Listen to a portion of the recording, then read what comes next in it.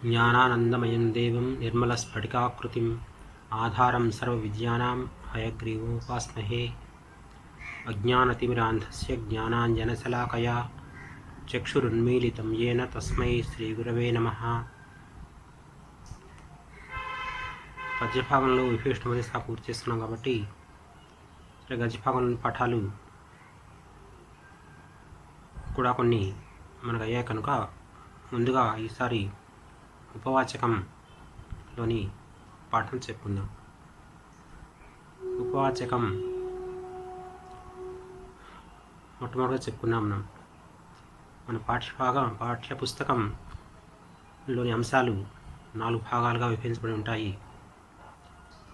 పద్యభాగం, గద్యభాగం, ఉపవాచకం, ఇంకా ఇతర అంశాలు, వ్యాకరణం మొదలైనవి.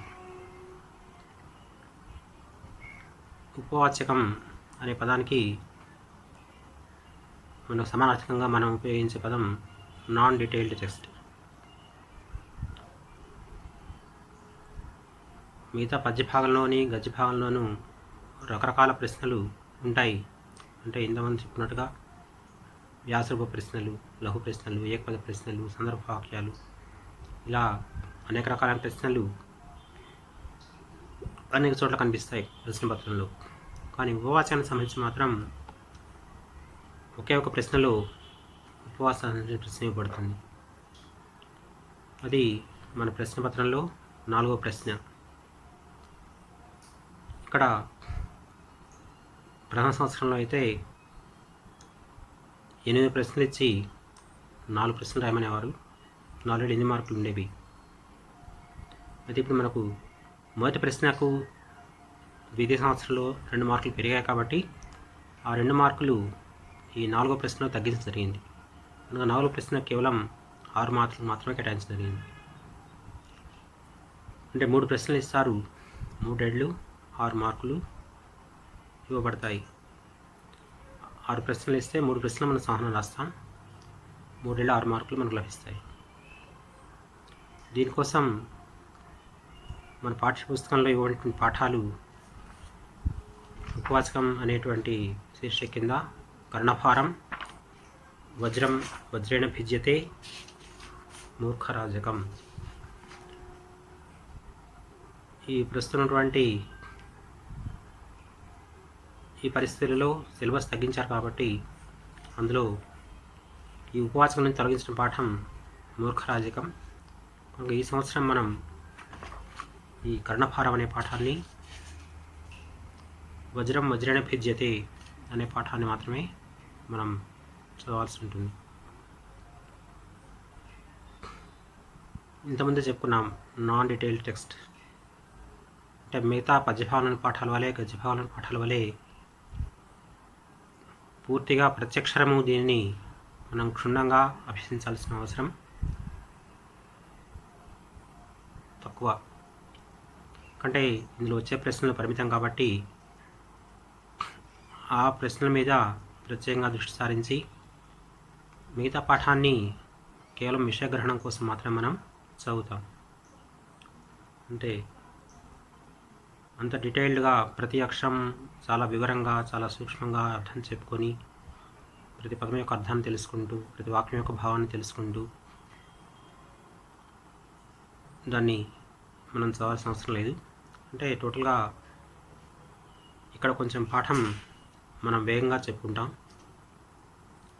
ఎక్కడైతే ప్రశ్నలకు సంబంధించిన సమాధానాలు ఉంటాయో అక్కడికి మాత్రం కొంచెం వివరంగా ఆ సమాధానం రాయడానికి వీలుగా మనం అధ్యయనం చేస్తాం. సో కవి పరిచయ. మహాకవి భాస.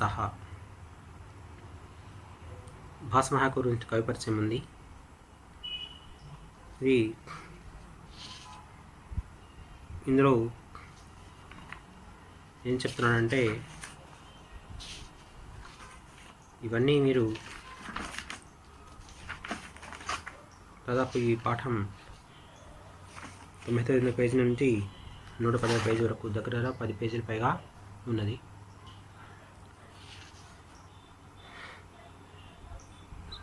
ఇందులోని సారాంశాన్ని మీకు తెలియజేస్తాను. సంస్కృత నాటకర్తలలో భాస మహాకవి అగ్రగణ్యుడు. అగ్రగణ్యుడు అనే పదానికి అంటే నాటకర్తలు ఎంతమంది అని కనుక మీరు వారి గురించి తెలుసుకోవాల్సి వస్తే మొట్టమొదటిగా చెప్పుకొనబడేవాడు అంటే మొట్టమొదటి తరం నాటక రచయిత అని చెప్పుకోవచ్చు. కాళిదాసాదపి అర్వాచీనుడు. కాళిదాసాదపి అర్వాచీన. మనం వాల్మీకి రాసినటువంటి రామాయణాన్ని కానీ వ్యాసుడు మహాకవి వ్యాసమహర్షి రాసినటువంటి భారతం, భాగవతం ఇవన్నీ పురాణ కాలం నాటి మహర్షులు రాసిన గ్రంథాలు తీసి పక్కన పెడితే సంస్కృతంలో ప్రసిద్ధ కవులు అనగానే మనకు అందరికీ గుర్తు వచ్చేవాడు కాళిదాస మహాకవి. పద్యకావ్యాలు, గద్యకావ్యాలు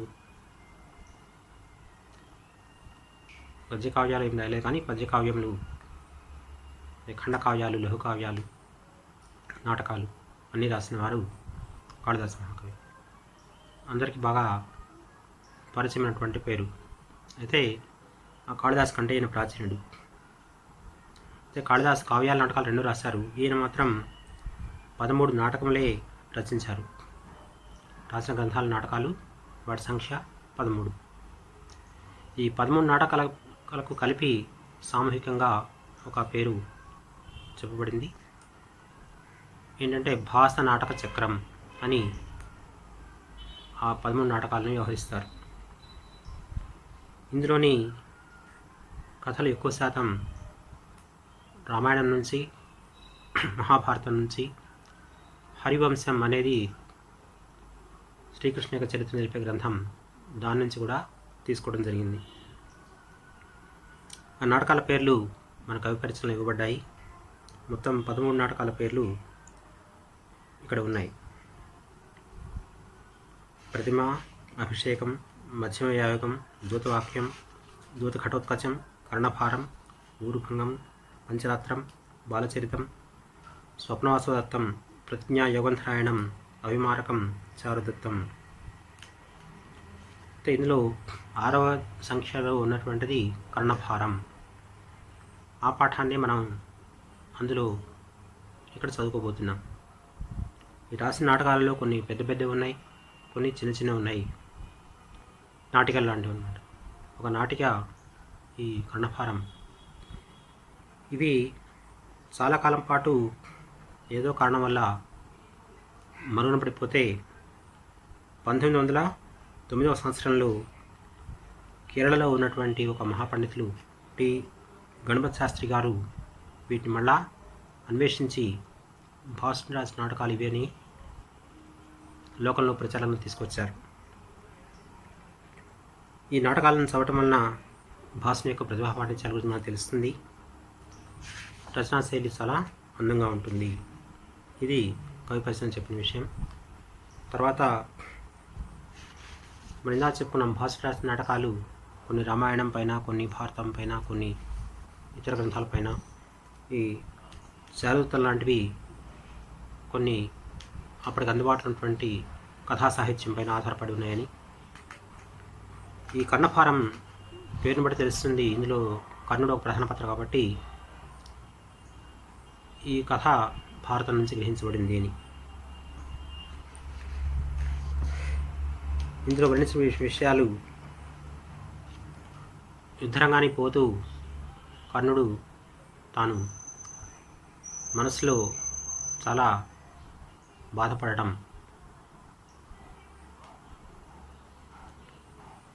ఆ బాధపడటం కారణాలు ఏంటి అనేది మన పాఠంలో వెళ్ళినప్పుడు తెలుసుకుందాం. పాఠం చెప్పుకునేటప్పుడు గ్రహిద్దాం వాటిని. తన సారథిగా ఉన్నటువంటి శల్యునకు తనకు గురువు అయినటువంటి పరశురాముడు ఇచ్చిన శాపాన్ని గురించి తెలియచెప్పడం, ఆ యుద్ధరంగాన్ని పోతున్న సమయంలో ఇంద్రుడు వచ్చి కవచకుండలాలని అడవటం, ఆ ఇంద్రునికి కర్ణుడు కవచకుండలాలు దానం చేయటం, ఆ ఇంద్రుడు ఇచ్చినటువంటి శక్తిని ఆయుధాన్ని స్వీకరించడం, ఈ విషయాలు ఈ నాటికలోని అంశాలు. పాఠ్యభాగः నాంద్యంతే తథ ప్రయుక్త సూత్రధారः. సూత్రధారः అంటే ఒక రకంగా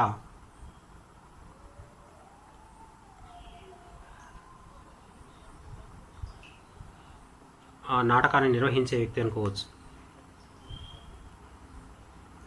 ఇప్పుడు వాళ్ళు వచ్చి కథ ఎక్కడ మొదలవుతుంది, నాటకం ఏ వ్యక్తుల ప్రవేశంతో ఆరంభమవుతుంది, ఆ వ్యక్తులు ఏ దశలో ఏ సందర్భంలో ప్రవేశిస్తున్నారు, ఇట్లాంటి విషయాలు వీళ్ళ మాటల ద్వారా మనం గ్రహిస్తాం. అయితే ముందుగా దేవతార ప్రార్థన తోటి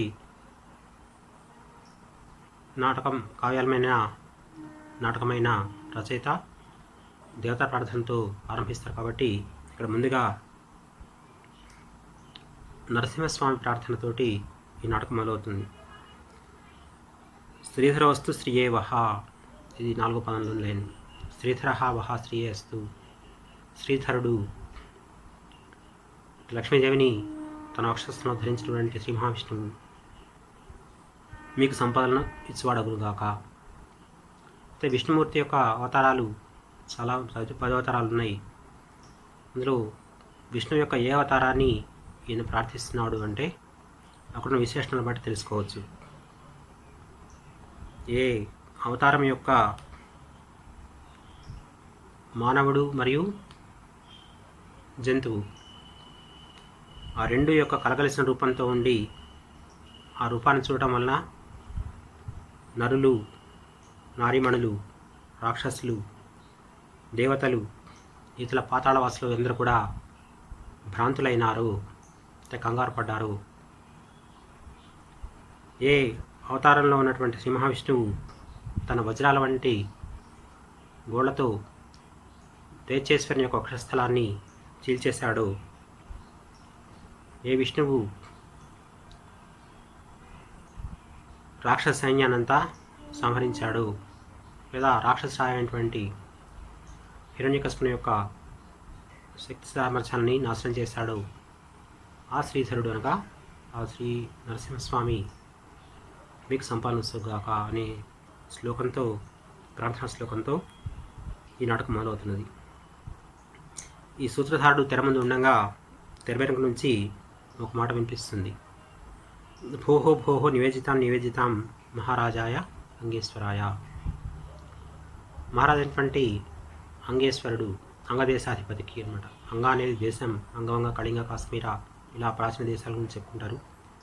అందులో అంగదేశాన్ని పరిపాలించినటువంటి రాజుగారికి, అంగదేశాన్ని పరిపాలించే రాజు కర్ణుడు. ఎందుకంటే దుర్యోధనుడు అంగదేశాన్ని తన మిత్రుని బహుమతిగా ఇచ్చాడు. అప్పటి నుంచి కర్ణుడిని అంగరాజు అని పిలుస్తుంటారు. ఆ అంగరాజుకి తెలియచేయండి అని తెర వెనుక ఎవరికో చెప్తుంటారు. భవత్ విజ్ఞాతం, ఈ మాట తెర ముందు ఉన్నటువంటి ఈ సూచన వినపడుతుంది. అతడు నాకు అర్థమవుతుంది, నాకు తెలిసింది అంటాడు. అతనికి ఏం తెలిసిందో తర్వాత శ్లోకంలో ఉంటుంది. సంగ్రామే తుములే జాతే కర్ణాయ కలితాంజలి నివేదేత సంభ్రాంతో భృత్యో దుర్యోధనాజ్ఞయ.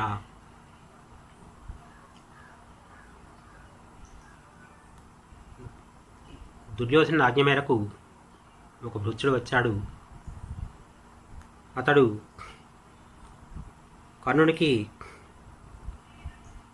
యుద్ధం ఆరంభమైందని చెప్పి, తుములమైన యుద్ధం, భయంకరమైన యుద్ధం మొదలవుతుంది, ఆ యుద్ధం ఆరంభమవుతుండగా దుర్యోధన పంపించిన సేవకుడు ఒకడు కర్ణుని వద్దకు వచ్చి యుద్ధం మొదలవుతోంది, మీరు యుద్ధభూమికి రావాలి అని చెప్పి తెలియజేయడం కోసం ఒక భటుడు అంగరాజు వద్దకు వచ్చాడు. నిష్క్రాంత, ఇస్తురాడు వెళ్ళిపోతాడు. అంటే మనకు ఇంతకుముందు తెర ముందు మాట్లాడే వ్యక్తి తెర వెనుక మాట్లాడిన వ్యక్తి తెర ముందుకు వస్తాడు. ఆ వచ్చే మాట్లాడే వ్యక్తి ఎవరో మనకు ఈ సూత్రధారణ మాట ద్వారా తెలిసింది. అతడు దుర్యోధన సేవకుడు, దుర్యోధన పంపిస్తే వచ్చాడు, కర్ణుని యుద్ధభూమికి పిలవడం కోసం వస్తున్నాడు. ఈ విషయాలు ప్రస్తావన, ఇప్పటిదాకా జరిగినటువంటి భాగాన్ని ప్రస్తావన అంటారు. ఇంకా నాటిక ఆరంభమవుతుంది. తథా ప్రేస పాఠ. సూత్రధారుడు వెళ్ళిపోయిన తర్వాత రంగస్థలం మీదకి ఒక భటుడు ప్రవేశిస్తాడు. ఏ భటుడైతే ఇందాక తెర వెనుక మాట్లాడతని, కనుక నేను తెర వెనుకని చెప్పినటువంటి సంభాషణనే ఇప్పుడు చెప్తాడు. భో భోः నివేదితాం నివేదితాం మహారాజ అంగేశ్వరాయ యుద్ధకాలः ఉపస్థితः ఇది. యుద్ధకాలः ఉపస్థితः, యుద్ధకాలం సమీపించింది అంటే యుద్ధం ఆరంభించే సమయం వచ్చేసింది, యుద్ధానికి టైం అయింది, ఈ విషయాన్ని కర్ణునికి చెప్పండి. కరితుర్గరథస్థైః పార్థకేతోః పురస్తాత్ ముదిత నృపసింహైః సింహనాదः కృతోద్య త్వరితమరినాదైః దుస్సహాలోకవీరः సమరమధిగతార్థः ప్రస్థితో నాగకేతుః. ఈ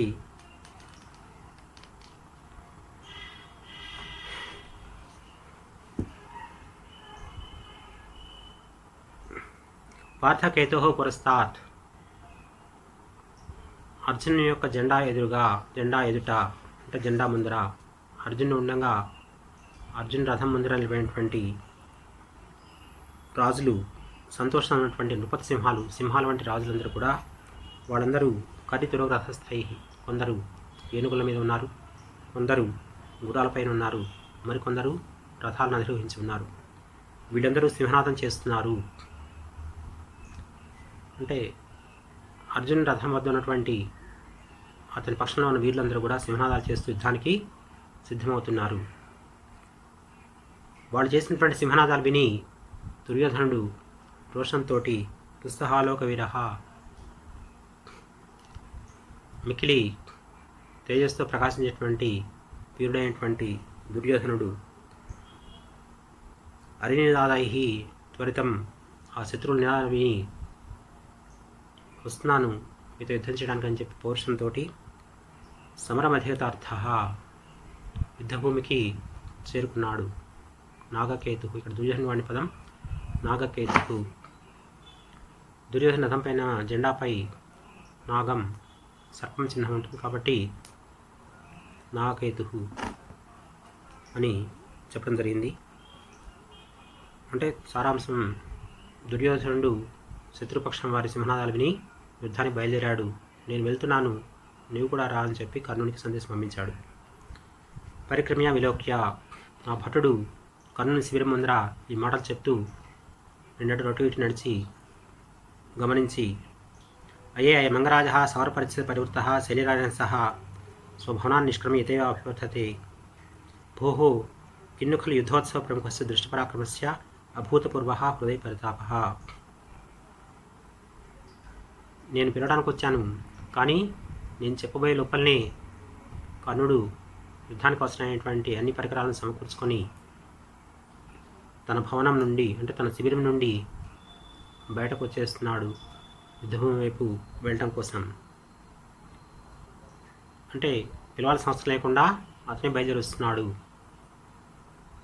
కనుక మళ్ళా అక్కడ ఎవరికి ఈ విషయం రెండోసారి మూడోసారి చెప్పాల్సిన అవసరం లేదనుకుంటూ కర్ణుని గమనించినప్పుడు తనకు అనిపించిన మాటను చెప్తున్నాడు.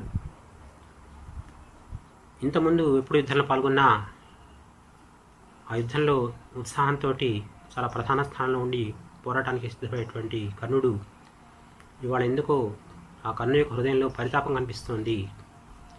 అంటే కర్ణుని ముఖంలో ఇంతమంది యుద్ధాల్లో పాల్గొన్నప్పుడు ఏ ఉత్సాహం కనపడిందో అంతటి ఉత్సాహం కనపడట్లేదు. హృదయంలో ఏదో పరితాపం అంటే దుఃఖంలో సూచనలు కనిపిస్తున్నాయి. అంటే అతనంత ఉత్సాహంగా ఉన్నట్టు కనపడటం లేదు, ఏదో బాధపడుతున్నట్టు కనిపిస్తున్నాడు అంటాడు. కర్ణుడు ఎలా ఉన్నాడో చెప్తున్నాడు ఈ శ్లోకంలో. అత్యుగ్ర దీప్తి విస్త సమరేగ్రాణ్య శౌర్యే సంప్రతి ససముపే ధీమాన్ ప్రాప్తే నిదాహ సమయే ఘనరాశ్రుద్ధ సూర్య స్వభావ రుచిమానేవ భాతికర్ణ. సాధారణంగా కర్ణుడు ఎలాంటి వాడంటే మిక్కిలి భయంకరమైన తేజస్తో ప్రకాశించేవాడు. యుద్ధభూమిలో ఎప్పుడూ అందరికంటే ఒక నిమిషం ముందే ప్రవేశించి అగ్రభాగం నిలిచేవాడు.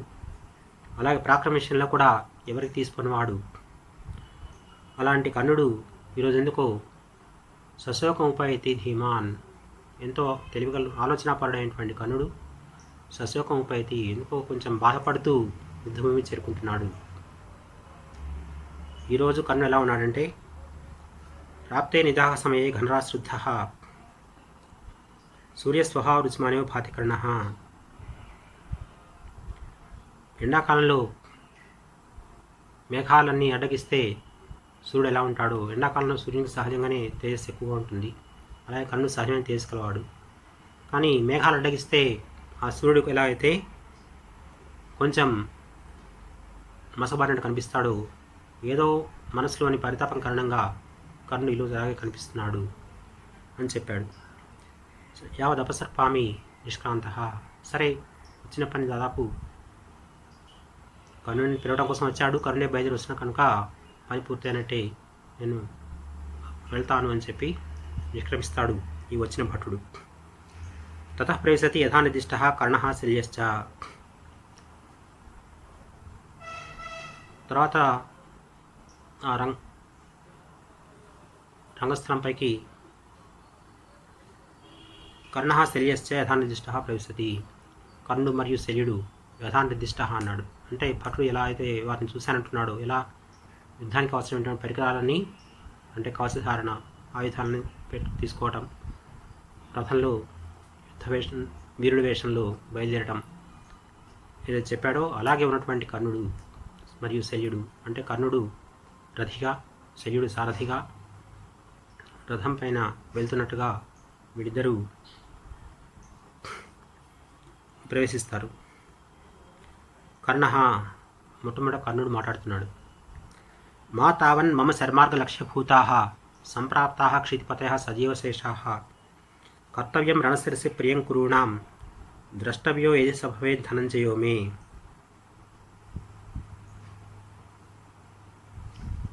ఇప్పటివరకు నేను అనేక యుద్ధాలు చేశాను.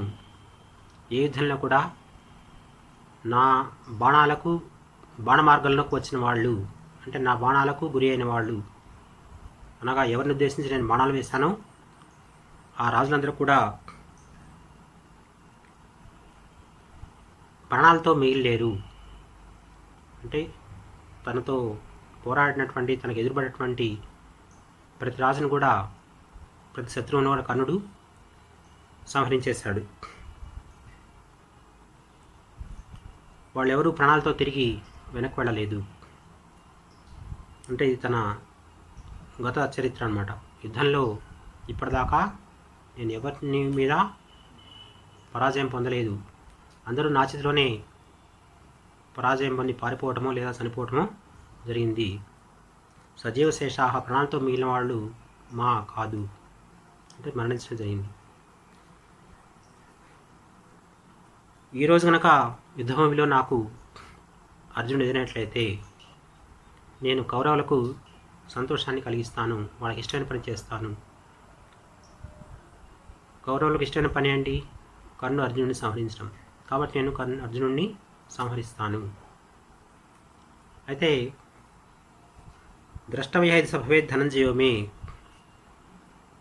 మీకు అవగాహన ఉండి, యుద్ధభూమి తలపడ సైన్యం ఇటువైపు 11 అక్షౌహిణులు, అటువైపు 7 అక్షౌహిణులు, మొత్తం 18 అక్షౌహిణి సేన. అంటే యుద్ధం జరిగిన ప్రదేశం చాలా సువిశాలమైనది.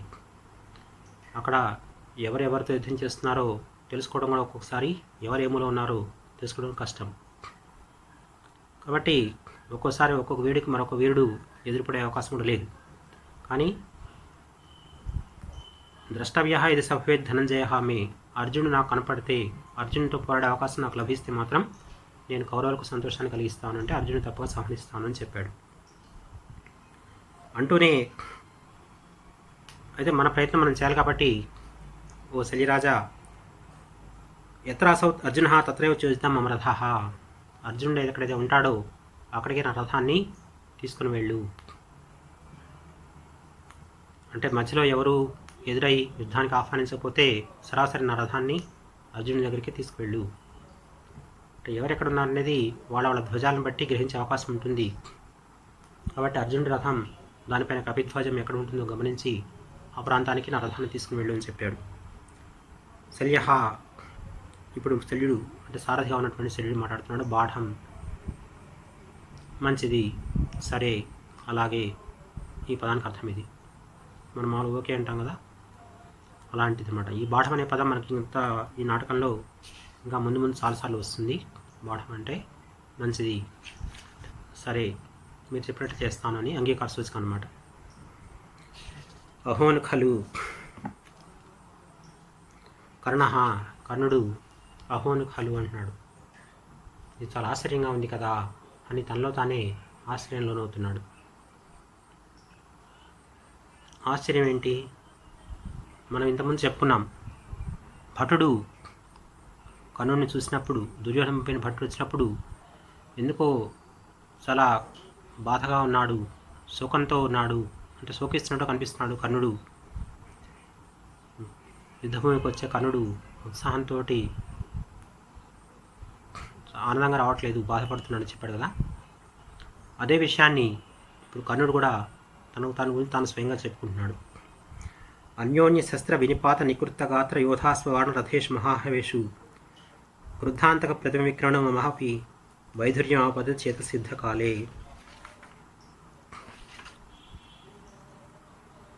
ఇంతకుముందు మహాహావం పెద్ద పెద్ద యుద్ధాలు ఎన్నో జరిగాయి. ఆ యుద్ధాలలో ఒకటిపైన ఒకళ్ళు ఆయుధాలు వేసుకున్నప్పుడు ఆయుధాల దెబ్బలు తగిలి ఎంతోమంది కూలిపోయారు, నేలకూలారు. వాళ్ళ అవయవాలు ఖండించబడ్డాయి. ఎంతోమంది యోధులు శిరస్సులు ఖండించబడ్డాయి, అవయవాలు ఖండించబడ్డాయి. గుర్రాలు, ఏనుగులు ఆ ఆయుధాల ధాటికి చనిపోవడం జరిగింది. రథాలు కూడా శత్రువుల ఆయుధాలకు తగిలి ముక్కలు ముక్కలయ్యాయి. అలాంటి మహాహవాలు ఎన్నో జరిగాయి. వాటన్నింటిలో కూడా నేను క్రుద్ధాంతక ప్రతిమ విక్రమణ, కోపించిన యమధర్మరాజు వలె విజృంభించి యుద్ధం చేస్తాను నేను. అటువంటి మమాపి, నాకు కూడా ఇంతకుముందు జరిగినటువంటి అనేక భయంకర యుద్ధాల్లో, ఏ యుద్ధాల్లో అయితే పరస్పర ఆయుధ ప్రహారాల చేత మనుషుల యొక్క దేహాలు, రథాలు, అలాగే ఏనుగులు, గుర్రాలు ఇవన్నీ కూడా ఖండితమై పడిపోయాయో, అలాంటి పెద్ద పెద్ద యుద్ధాల్లో కూడా నేను ఎంతో ఉత్సాహంతో, యమధర్మరాజులోనే చూస్తేనే సహజంగా భయం అనిపిస్తుంది. ఆయన కోపం వస్తే మరీ భయంకరంగా కనిపిస్తాడు.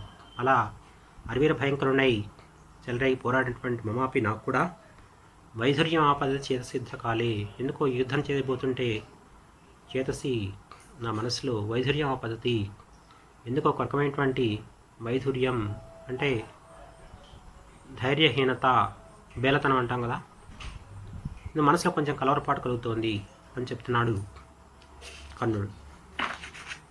భూహ కష్టం అంటే ఎందుకు కలుగుతోంది అని చెప్పి మనకు తెలియదు. ఎందుకు కలుగుతుంది, మరి అప్పుడు ఎలా ఉన్నాడు, ఇప్పుడు ఇలా ఎందుకు అవుతున్నాడు, దానికి కారణం కూడా కర్ణుడే చెప్తున్నాడు. ఇది చాలా కష్టదశ కదా, బాధను కలిగించే అంశం కదా అంటున్నాడు. భూహ కష్టం నాకు వచ్చింది కొంచెం కష్టమైన పరిస్థితి. ఏంటి ఆ కష్టమైన పరిస్థితి చెప్తున్నాడు. పూర్వం కుంత్యాన్ సముత్పన్న రాధే ఇది విశ్రుత యుధిష్ఠిరాదేస్తే మే దివ్యాంశస్తు పాండవాహ. ఈ శ్లోకంలో మనకు ఈ కర్ణుని యొక్క హృదయంలోని బాధకు కారణం తెలుస్తుంది. అంటే ఇంతకుముందు పాల్గొన్న యుద్ధాలలో కర్ణుడికి తన యొక్క పుట్టుక గురించినటువంటి రహస్యాలు ఏమీ తెలిసినవి కాదు. అవి ఎందుకంటే ఇటీవల కాలంలోనే ఈ మొదటిసారిగా రాయబారకు వచ్చినప్పుడు కృష్ణుడు చెప్పడం, యుద్ధారంభం ముందు కుంతి వెళ్ళి చెప్పడం, వీటి వల్ల మాత్రమే తన పుట్టుక గురించి తెలిసింది. కానీ అంత ముందు వరకు నేను రాధా అతిరథుల పుత్రుడనని, సూతపుత్రుడనని, కేవలం దుర్యోధనకు స్నేహితుడని మాత్రమే భావిస్తుండేవాడు. కన్న తల్లి ఎవరో తెలియదు. కానీ ఇప్పుడు తెలిసింది. పూర్వం కుంత్యాన్ సముత్పన్న, నేను కుంతి చెందించిన వాడను. కానీ మిగతా పాండవుల్లాగా కౌంతేయుడు, ధర్మరాజు, భీముడు, అర్జునుడు వీళ్ళ ముగ్గురిని కౌంతేయులు అంటారు. నకుల సహదేవుల్ని మాద్రేయులు అంటారు. అలా కౌంతేయుడిగా పిలవబడలేదు.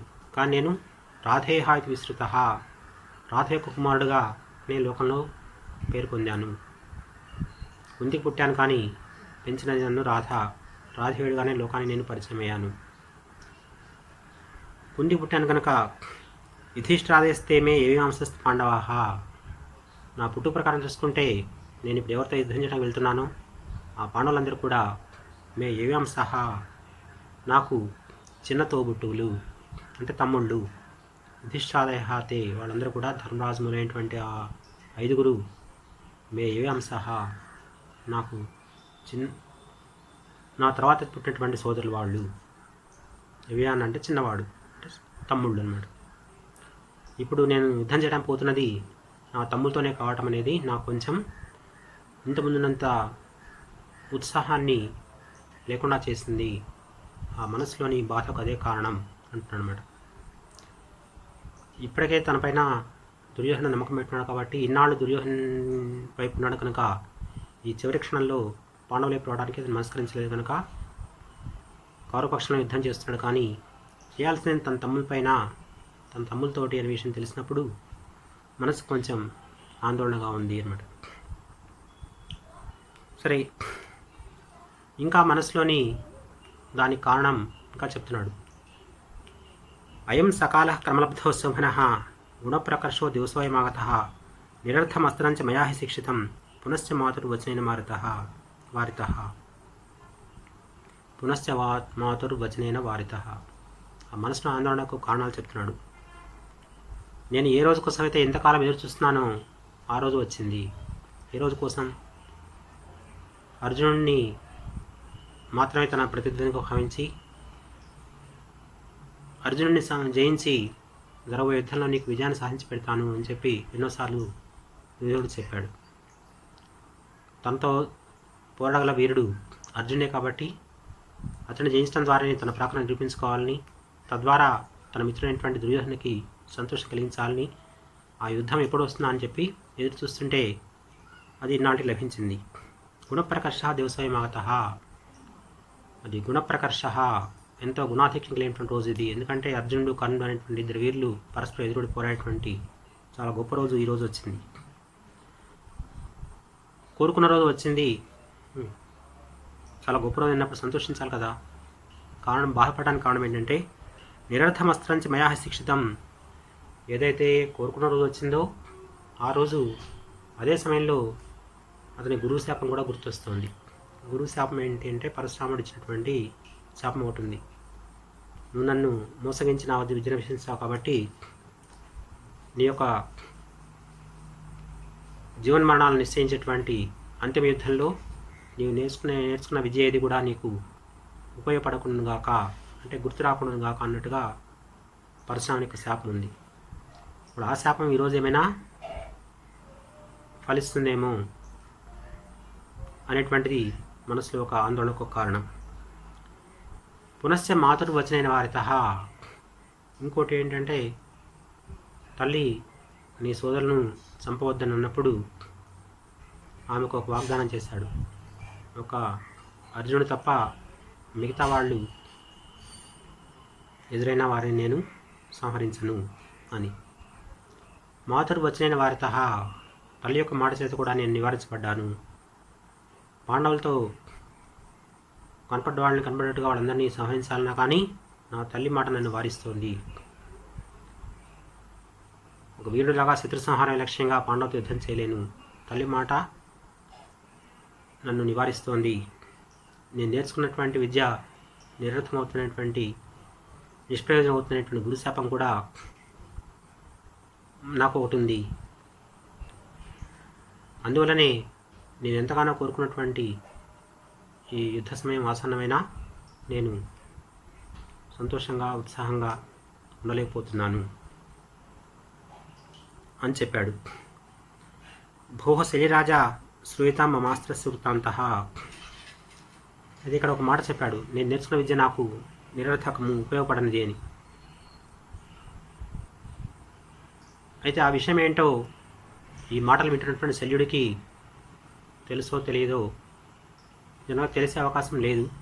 అందుకోసమనే అతని సందేహం కలిగి అతడు ప్రశ్నించక ముందే సారంతో మాట్లాడుతున్నాడు. ఇలానే యుద్ధభూమిలో చేరడానికి కొంత టైం ఉంటుంది కాబట్టి శిబిరం నుంచి యుద్ధభూమి బయలుదేరడానికి మధ్య ఉండేటువంటి మార్గంలో శల్యుడితో మాట్లాడుతున్నాడు కనుక ఆ మాటలను పొడిగిస్తూ చెప్తున్నాడు. భో శల్యరాజా శ్రూయతాం మమ అస్త్రస్య వృత్తాంతః. నా అస్త్ర విద్యాభ్యాసం గురించి నీకు చెప్తాను, నువ్వు విను అంటున్నాడు. దానికి శల్యుని ప్రతివచనం ఏంటంటే, మా అభ్యస్తి కౌతూహలమైన వృత్తాంతం శ్రోతుం. నాకు కూడా ఈ విషయాన్ని తెలుసుకోవాలనే కుతూహలం ఉంది, ఆసక్తి ఉంది. అంటే అర్థం ఏంటి? సరే చెప్పు, వింటాను, శ్రద్ధగా వింటాను అనమాట. చెప్తా అన్నప్పుడు ఇప్పుడేం చెప్తాలే, నాకు వినాలనిపించడం లేదు, ఇప్పుడు ఆ విషయాలు ఎందుకు లేని చెప్పి దాటవేయడం కాకుండా, నాకు కూడా తెలుసుకోవాలని ఉంది, నీ అస్త్ర విద్యాభ్యాసం గురించి నాకు వివరించు అని చెప్పి కర్ణుని శరీరుడు అడిగాడు. దానికి కర్ణుడు చెప్తున్నాడు, పూర్వమేవాహం జామదగ్ని సకాశం గతవానస్మి. లోగడ నేను నా విద్యార్థి దశలో ఉన్నప్పుడు జామదగ్ని సమీపం గతవానస్మి. జామదగ్నియ, ఇది పరశురాముడు పేరు. భార్గవరాముడు, పరశురాముడు ఇలాంటి పేర్లు ఉన్నాయి. అలాంటి పేరు ఒకటి జామదగ్నియ. ఇది జమదగ్ని మహర్షి యొక్క కుమారుడు కాబట్టి అతన్ని జామదగ్నియ అని పిలుస్తారు. ఆ పరశురాముని యొక్క సమీపం దగ్గరకు గతవానస్మి, వెళ్ళినవాడనైనాను అవుతున్నాను. లోపల నేను పరశురాముని దగ్గరికి వెళ్ళాను. తతస్తత, తర్వాత వెళ్ళిన తర్వాత ఏం జరిగింది అని శివుడు ప్రశ్నించాడు. తర్వాత ఏం జరిగిందో చెప్తున్నాడు. కర్ణ విద్యుల్లత కపిలతుంగ జటాకలాపం ఉద్యత్ప్రభావలైనం పరశుం దధానం క్షత్రాంతకం మునివరం భృగువంశకేతుం గత్వా ప్రణమ్య నికటే నిభృత స్థితోస్మి. గురువారి దగ్గరికి వెళ్ళి నమస్కారం చేసి ఏమీ మాట్లాడకుండా మౌనంగా అక్కడ నిలబడి ఉన్నాను. గత్వా వెళ్ళి, ఆ పరశురాము దగ్గరికి వెళ్ళి, ప్రణమ్య నమస్కారం చేసి, నికటే ఆయన చెంతన, ఆయన సమీపంలో కొంచెం దగ్గరగా, నిభృతం స్థితోస్మి కాలకుండా అలా నిలబడి ఉన్నాను. అంటే ఏంటి? నమస్కారం చేశాడు. నువ్వెవరు, నువ్వు వచ్చిన పని ఏంటి? లేదా ఆయనతో ఆయన మాట్లాడేదాకా ఆయన్ని ఏకాగ్రతను భంగం చేయకూడదు. ఆయన తీరినప్పుడు ఆయన ప్రశ్నిస్తే సమాధానం చెప్పాలి. అప్పటిదాకా నిరీక్షిస్తూ పక్క నిలబడి ఉన్నాడు అన్నమాట. మొదటి 3 పాదాలలో ఆయన ఎవరి దగ్గరికి వెళ్ళాడు అనే విషయం చెప్పాం కదా. పరశురాము దగ్గరికి వెళ్ళాడు. ఆ పరశురామునికి సంబంధించినటువంటి విషయాలు, ఆయన ఎలా ఉన్నాడంటే వర్ణన మనకు పై 3 పాదాలలో కనిపిస్తుంది. విద్యుల్లత కపిలతుంగ జటాకలాపం, ఆయన శిరస్సుపైనటువంటి ఆ జటలు, అంటే తాళ్ళుగా అల్లుపోయినటువంటి లేదా చుట్టబడినటువంటి ఆ వెంట్రుకలు ఎలా ఉన్నాయంటే విద్యుల్లత కపిలం, అవి చాలా ఎత్తుగా ఉన్నాయి, ఆకాశంలో మెరుపు తేలువలు ప్రకాశిస్తున్నాయి. అంటే వర్షాకాలంలో మేఘాల నుంచి ప్రకాశించేటువంటి మెరుపు తేలు ఎలా ఉంటాయో ఆయన శిరస్సు మీద ఆ జటలు అలా ప్రకాశిస్తున్నాయి. ఉద్యత్ ప్రభావలైనం, ఆయన చుట్టూతా కాంతి వలయాకారంలో వ్యాపించి ఉంది. ఆయన మహర్షి కాబట్టి, మహాతపస్సుడు కనుక, అలాగే మహాపరాక్రమశాలి కాబట్టి ఆ దివ్యజయస్సు ఆయన చుట్టూ వలయంగా, అంటే గుండ్రంగా వృత్తాకారంలో వ్యాపించి ఉంది. పరశుం దధానం, ఆయన పరశును ధరించి ఉన్నాడు, చేతిలో గొడ్డలను ధరించి ఉన్నాడు. క్షత్రాంతకం మునివరం భృగువంశకేతుం, ఎంతోమంది 20 కుమారులు రాజులందరినీ భూమన్న తిరిగి సంహరించిన వాడు, గొప్ప మునిశ్రేష్ఠుడు, భృగువంశానికి గొప్ప ఖ్యాతిని సంపాదించి పెట్టినవాడు. అటువంటి ఆ పరశురాముడి దగ్గరికి వెళ్ళి నమస్కరించి మౌనంగా నిలబడి ఉన్నాను. తతస్తత, తర్వాత ఏం జరిగింది? తతో జామదగ్నియేన ఆశ్రయస్మిన్ దత్వా పృష్టోస్మి కో భవాన్ కిమర్థమిహావతః ఇది. నమస్కారం చేశాడు కనుక పరశురాముడు కొంతసేపటి తర్వాత తన ఎదుట నిలబడినటువంటి ఆ బాలుని, అంటే కర్ణుడిని చూసి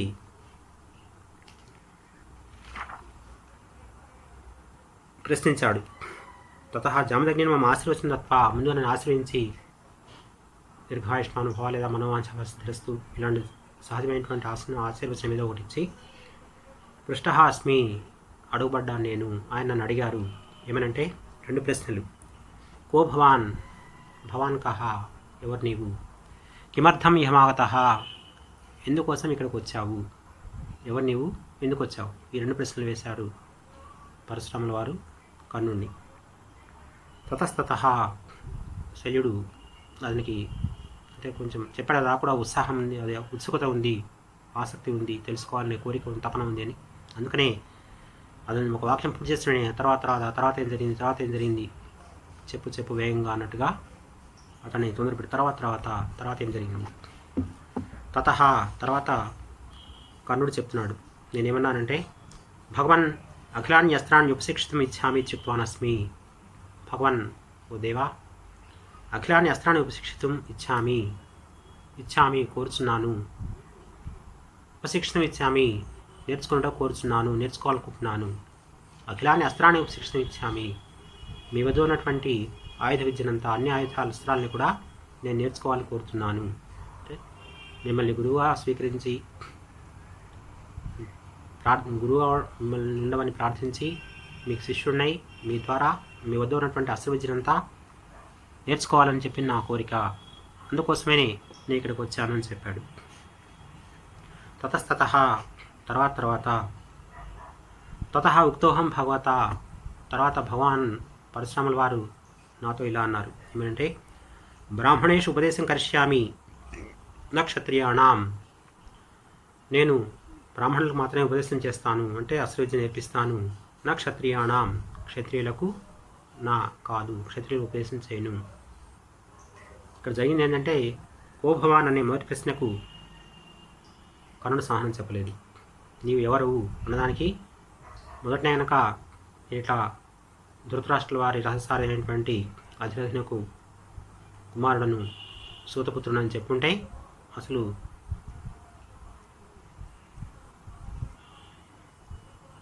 ఆయన ముందే నిరాకరించి ఉండేవాడు. ఇతను ఆ విషయం చెప్పలేదు. కారణం ఏంటంటే తెలుసు పరశురామునికి ఆ నియమం ఉంటుంది, లేదా సహజంగా క్షత్రియులు తప్పితే బ్రాహ్మణ క్షత్రులు మాత్రమే అస్త్రవిద్యాభ్యాసానికి అవసరం ఉంది, ఇతరులు లేదు. కాబట్టి తనకు నేర్పకపోవచ్చిన అనుమానం మనసులో ఉంది. కనుకనే ఆ ప్రశ్న దాటవేశాడు. కిమర్థమేమాగత, ఎందుకు నీకు వచ్చాను దాన్ని మాత్రమే చెప్పాడు, అస్త్రవిద్య నేర్చుకోవడం కోసం.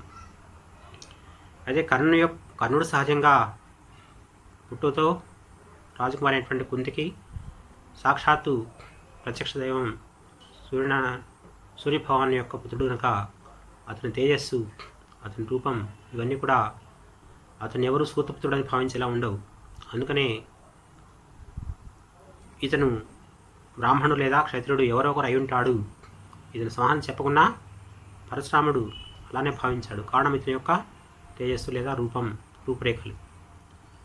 దానికి కారణం ఇతని పుట్టుక వల్ల లభించినటువంటి లక్షణాలు. కానీ అది సమాజానికి తెలియదు కనుక, సమాజానికి తెలిసిన ఇతను సూతపుత్రుడు అనే ఉద్దేశం కనుక ఆ విషయం చెప్తే పరశురామ దగ్గర విద్యాభ్యాసం సాగదు కారణంతో అది చెప్పలేదు. చెప్పకపోయినప్పటికీ కూడా ఇతను బ్రాహ్మణుడు క్షత్రుడు అయి ఉంటాడు అనే ఉద్దేశంతో పరశురాముడు చెప్పాడు, నీవు బ్రాహ్మణుడు అయితే నీకు ఉపదేశిస్తాను, నీవు క్షత్రుడు అయితే నేను నీకు ఉపదేశించను అనే భావం వచ్చేలా నేను బ్రాహ్మణులకు మాత్రం ఉపదేశిస్తాను, క్షత్రియులకు కాదు అని చెప్పాడు. దాని శల్య అంటున్నాడు, అస్తి ఖలు భగవత క్షత్రియ వంశే పూర్వైరం. భగవాన్ పరశురాముల వారికి క్షత్రియ వంశం వాళ్ళతోటి పూర్వవైరం ఉంది కదా, అంటే మొదటి నుంచి గొడవలు ఉన్నాయి కదా.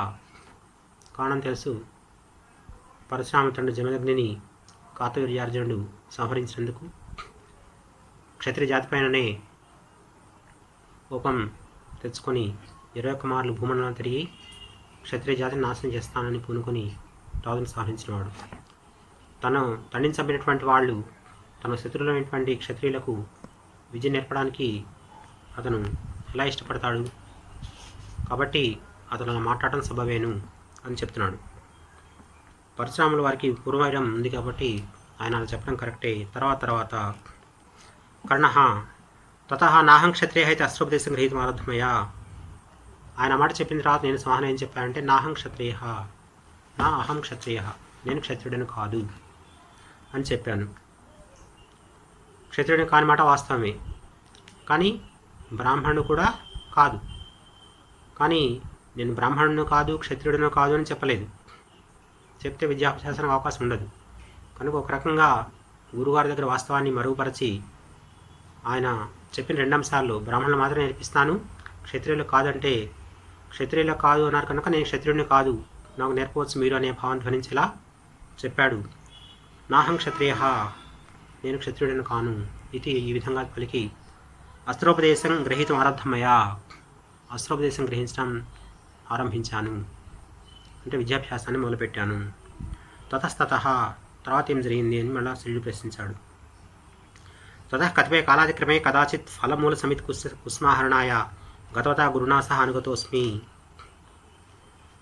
నేను కొంతకాలం గడిచిన తర్వాత దాదాపు విద్యాభ్యాసం దాదాపు పూర్తిగా వచ్చిన దశలో ఒకానొక రోజున మా గురువుగారు వనానికి వెళ్ళారు. ఎందుకోసమంటే ఫల మూల సమిత్ కుస్మ ఆహరణాయ, ఫలం లేదా భగవన్వేదనకు లేదా ఆహారానికి అవసరమైనటువంటి ఫలాలు, మూలాలు, అలాగే ఆహారానికి పనిచేటువంటి దుంపలు మొదలైనవి, సమిత్ హోమం చేయడానికి అవసరమైనటువంటి సమిధలు, కుశ దర్భలు, కుస్మ దేవతా పూజకు అవసరమైనటువంటి కుస్మాలు, ఇవన్నీ సేకరించడం కోసం ఆశ్రమంలో ఋషులకు అవసరమైనటువంటివి ఇవే పదార్థాలు. పండ్లు, ఫలమూలాలు, మూలం అంటే వేళ్ళు, వేళ్ళు అనగా ఆహారం కోసం ఉపయోగపడేటువంటి కొన్ని జాతుల వృక్షజాతుల వేళ్ళు, సమిధలు, కుశములు, కుస్మాలు, వీటి కోసం వెళ్ళినట్టు గురువుతోటి సహా అనుగతోస్మి. శిష్యుడిగా గురుగారు వెళ్తున్నారు కాబట్టి గురుగారు సహాయం చేయడం శిష్యుని యొక్క, లేదా గురుగారి సేవ చేయడం శిష్యుని యొక్క ధర్మం కనుక నేను కూడా ఆయనతో పాటు వనానికి వెళ్ళాను. తతస్తత, తర్వాత తతః సహ గురు వనభ్రమణ పరిశ్రమాత్ మదంకే నిద్రావసంపత. ఈ పైన చెప్పిన వస్తువులు సేకరించడం కోసం అడవిలో అటు ఇటు తిరగడం వలన గురుగారు అలసిపోయారు. అలసడం వలన గురువుగారు నిద్ర వస్తే ఆయన నా ఒడిలో తలపెట్టుకొని నిద్రించారు. వనభ్రమణ పరిశ్రమాత్, అడవిలో తిరిగి అలసిపోవటం వలన మదంకే, నా ఒడియందు, నా ఒళ్ళో తల ఉంచి నిద్రావసంపత, నిద్రించారు ఆయన. తతస్తత, తర్వాత ఏం జరిగింది? తతః, తర్వాత కరుణుడు చెప్తున్నాడు ఆ తర్వాత ఏం జరిగిన విషయాన్ని. ఈ విషయంలో దాదాపు తర్వాత జరిగిన సంఘటనలన్నీ కూడా ఈ శ్లోకంలో ఇవ్వబడున్నాయి.